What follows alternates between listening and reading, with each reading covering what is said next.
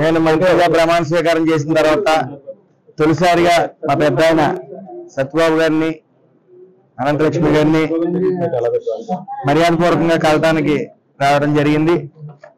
ఆయన సాదరంగా స్వాగతించారు. ఆయన మాజీ ఎమ్మెల్యేగా అదేవిధంగా పార్టీ కష్టాల్లో ఉన్నప్పుడు కానీ నిరంతరం తెలుగుదేశం పార్టీ వెంటే ఆయన ఉంటూ వచ్చారు.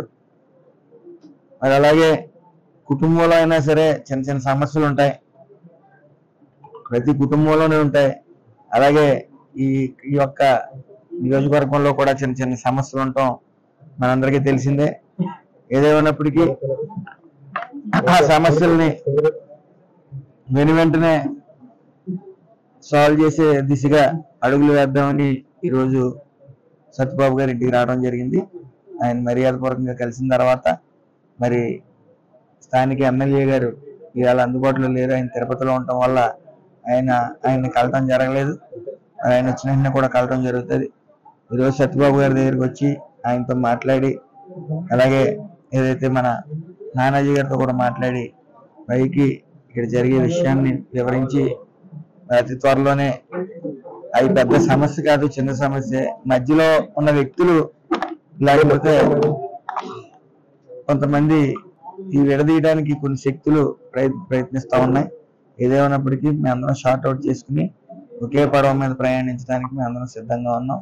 అతి త్వరలోనే మేము పార్టీ అధ్యక్షుని కూడా మన రాష్ట్ర ముఖ్యమంత్రి నారా చంద్రబాబు నాయుడు గారిని కూడా అలాగే పవన్ కళ్యాణ్ గారిని కూడా కలవడం జరుగుతుంది. అసలు ఎక్కడా కూడా ఇసుక తీసే అవకాశాలు ఎక్కడా లేవు. మరి ఎక్కడ అక్రమ రవాణా జరిగిపోతుందని నాకు అర్థం కావట్లా. దాన్ని నిజంగా అలాంటివి జరిగితే ఒక ఫోటో తీసి పెడితే ఇబ్బంది లేదు. ఒకటి మాత్రం ఖచ్చితం, గత 5 ఏళ్లలో ఈ పేరు కొడుకుడు ప్రభుత్వం, ఈ వైఎస్ఆర్ ప్రభుత్వం బోడిగుండు కొట్టింది రాష్ట్రానికి.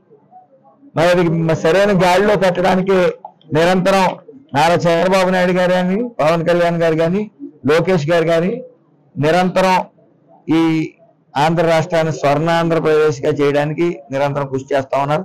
మొన్న కూడా మీరు చూశారు, 74 సంవత్సరాలు ఉన్న మన సీఎం గారు దేశంలో ఏ ముఖ్యమంత్రి చేయలేని విధంగా ఆయన వితిన్ 8 days లో యథావిధిగా విజయవాడని ఊపిరి పీల్చుకునేలా చేశారు.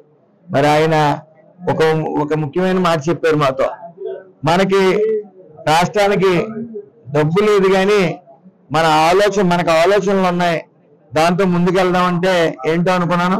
మొన్న ఆయన ఆలోచనలు మీరు అందరూ చూశారు. వరద వచ్చినప్పుడు గంటల కారుతో ఫైర్ ఇంజిన్లతో మరి ఎలా శుభ్రం చేయొచ్చు విజయవాడ అనేది అది ఆయన చూపించారు. అదే విధంగా మొత్తం రాష్ట్రంలో ఉన్న అధికారులందరినీ అక్కడ పంపటం, ఆయన పడుకోలేదు, అధికారులను పడుకోనివ్వలేదు, నాయకుల్ని ఎవరిని పడుకోనివ్వకుండా వితిన్ 8 days లో అంత ఉధృతంగా వచ్చిన వరదని షార్ట్ అవుట్ చేయగలిగారంటే ఒక చంద్రబాబు నాయుడు గారు, పవన్ కళ్యాణ్ గారు వల్ల సాధ్యం అది. మరి అలాంటి అనుభవజ్ఞుడు ఈ రాష్ట్రానికి అవసరం ప్రజలు గుర్తించారు, అలాగే విజయవాడ ప్రజలు కూడా గుర్తించారు. ఈ సాక్షి అనే పేపర్ కేవలం అతను సొంత డొప్పే కొట్టుకుంటూ ముందుకు వస్తుంది తప్ప ఏ నిజాలని అసత్యాలనే ఆ నాయకుడి కానీ ఈ సాక్షి పేపర్ కానీ పూర్తిగా అసత్యాలని ప్రసారం చేస్తా ఉంది. ఆయన నాయకుడు కూడా అదే విధంగా నోరిప్పితే ఆయన ఏం మాట్లాడుతాడో ఆయనకే తెలియని పరిస్థితి. ఇలాంటి పరిస్థితుల్లో ఆయన వైనాట్ 175 అన్న తర్వాత 11 సీట్లు పరిమితం అయిన తర్వాత కొద్దిగా మానసికంగా కూడా ఆయన ఇబ్బంది పడుతున్నట్టు మనం చూస్తా ఉన్నాం. ఏదేమన్నప్పటికీ ఎక్కడా కూడా అవినీతి అనేది తోవకుండా అటు నారా చంద్రబాబు నాయుడు గారు కానీ, ఇటు పవన్ కళ్యాణ్ గారు కానీ, లోకేష్ గారిని మానిటరింగ్ చేస్తున్నారు ఈ రాష్ట్రాన్ని. ఎక్కడ అవినీతి జరగదు. జరిగినట్టయితే పేపర్లు ఎవరో కూడా, మీడియా ఎవరో కూడా సైలెంట్ గా ఉండరు. ఈ ప్రచారం అవుతానే ఉంటే మీకు తెలుసు. లేని అసత్య ప్రచారాలని ఎవరు నమ్మవద్దు. సోషల్ మీడియా అంటారా, కొంతమంది అత్యుత్సాహం ప్రదర్శించి ఇదిగో తోకనుకుంటే అదిగో పుల్లని చేసే ప్రయత్నాల్లో ఉన్నారు. కానీ ఏదేం చేసినా మనం త్వరలో నారా చంద్రబాబు నాయుడు గారు, పవన్ కళ్యాణ్ గారు, లోకేష్ గారి ఆధ్వర్యంలో స్వర్ణ ఆంధ్రప్రదేశ్ చూడబోతాం.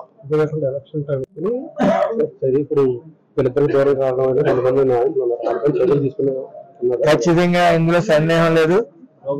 ఇక్కడ మధ్యలో ఎవరైతే ఉన్నారో వాళ్ళు కలహాలు సృష్టించడానికి, అలాగే పార్టీ పరంగా విడదీయడానికి కొన్ని కుట్రలు చేస్తా ఉన్నారు. ఏదేమన్నప్పటికీ అటు నానాజీ గారు కానీ ఇటు సత్యబాబు గారు కానీ పూర్తి అనుభవజ్ఞులు కాబట్టి అలాంటి వాటికి తోవ ఎవరు, దాన్ని తోవకుండా ఏ చిన్న అవకాశం ఇవ్వకుండా ఉండాలని చెప్పి కోరడానికి రావడం జరిగింది. ఆయన నానాజీ గారు పూర్తిగా విల్లింగ్ లో ఉన్నారు, అలాగే సత్యబాబు గారు కూడా విల్లింగ్ లో ఉన్నారు. మేము ఎప్పుడు కలిసే ఉంటారు. ఈ పార్టీని పటిష్టం చేయడానికి ఆయన పార్టీ మారటం అనేది మనం ఎప్పుడు చూడలేదు. సత్యబాబు గారు నిరంతరం ఒక జెండా పట్టుకుని దాన్ని నమ్ముకుని చివరి వరకు వచ్చారు, అలాగే ఉంటారు. అలాగే మన స్థానిక ఎమ్మెల్యే గారు కూడా పూర్తిగా సహకరిస్తారు. అందరం ఒక పడవ మీద ప్రయాణించడానికి సిద్ధంగా ఉన్నాం. శాంక్షన్ చేసినప్పటికీ తర్వాత వీళ్ళు పూర్తిగా ఆ పడవల్ని ఆధీనంలో తీసుకుని ఆ వైఎస్ఆర్ కళలు కూడా మీరు చూడటం జరిగింది. దాన్ని వదిలి డ్యామేజ్ చేసే ప్రయత్నం చేశారు. ఏదేమైనప్పటికీ వెంటనే స్పందించి ప్రభుత్వం దాన్ని గుర్తించి అవినీతిని ఎవరైతే ఇది ఆకతాయిగా ఉన్నారో, నాకు తెలిసి ఇలాంటి పనులు చేసి పూర్తిగా జగన్మోహన్ రెడ్డి గారు ఈ అవినీతిమయంతో నిండిపోయిన ఆయన నాయకుల్ని, ఇలాంటి కుట్రలు చేసే నాయకుల్ని ఓదార్పు యాత్రలో సరిపోద్ది 5 సంవత్సరాలు. నాకు తెలిసి మళ్ళీ ఆయన ఏదో రెడ్ బుక్ రాసుకుంటాం, మా నాయకుల్ని ఇబ్బంది పెడతా ఉన్నారని ఆ రెడ్ బుక్ లో రాసిన పేర్లు మాత్రం కావు. అవి ఇంకా రెడ్ బుక్ ఓపెన్ అవ్వలేదు. వీళ్ళు అపోహ అంతే. వీళ్ళు చేసిన అవినీతులన్నీ బయటపెట్టి సాక్ష్యాధారాలతో సైతం బయటపెట్టి లోపల పంపుతా ఉన్నారు. వీళ్ళు ఎన్ని రెడ్ బుక్లు రాసుకున్నా, జగన్మోహన్ రెడ్డి అనుకో ఎన్ని రెడ్ బుక్లు రాసుకున్నా జీవితాంతకాలం రాసుకోవాల్సిందిగానే ఉంటది. ఎందుకంటే మళ్ళీ వైఎస్ఆర్ ప్రభుత్వం అనేది అధికారంలోకి రాదు. సుభాష్ గారిని లోకల్లోకి వచ్చినప్పుడు మర్యాదపూర్వకంగా ఆహ్వానించడం, ఆయన రావటం, అందరు కార్యకర్తలను పిలిచి పరిచయం చేయడం కూడా జరిగింది. మరి తెలుగుదేశం పార్టీ స్థాపించిన దాని నుంచి కూడా క్రియాశీల సభ్యుడిగా జాయిన్ అయ్యి రాష్ట్ర కార్యదర్శిగా కానీ ఎమ్మెల్యేగా 2 సార్లు కానీ జడ్పీటీసీ కానీ మరి తెలుగుదేశం పార్టీకి అంకిత భావంతో పనిచేస్తా ఉన్నాం. మరి మిత్రులు చెప్పినట్టుగా, సుభాష్ గారు చెప్పినట్టుగా కొంతమంది ప్రత్యర్థులు ఈ 2 కలయికలను దూరం పెట్టాలని ఒక ఇబ్బందికరమైన పరిస్థితి క్రియేట్ చేస్తున్న వాళ్ళు ఇబ్బంది వస్తుంది. కానీ నానాజీ గారికి కానీ మాకు కానీ ఇక్కడ ఉన్న కార్యకర్తలు కానీ ఎటువంటి ఇబ్బందికరమైన పరిస్థితి ఏం కూడా లేదు. మరి సుభాష్ గారి ఆధ్వర్యంలో అక్కడ చంద్రబాబు నాయుడు గారు, పవన్ కళ్యాణ్ గారు ఏ విధంగా సయోధ్యగా ఉండి రాష్ట్ర పరిపాలన చేస్తున్నారో ఈ కాకినాడ రూరల్ నియోజకవర్గం కూడా ఆ విధమైన కలిసి పనిచేసే విధంగా కొనసాగించే విధంగా భవిష్యత్తులో నిర్ణయం తీసుకుంటారు.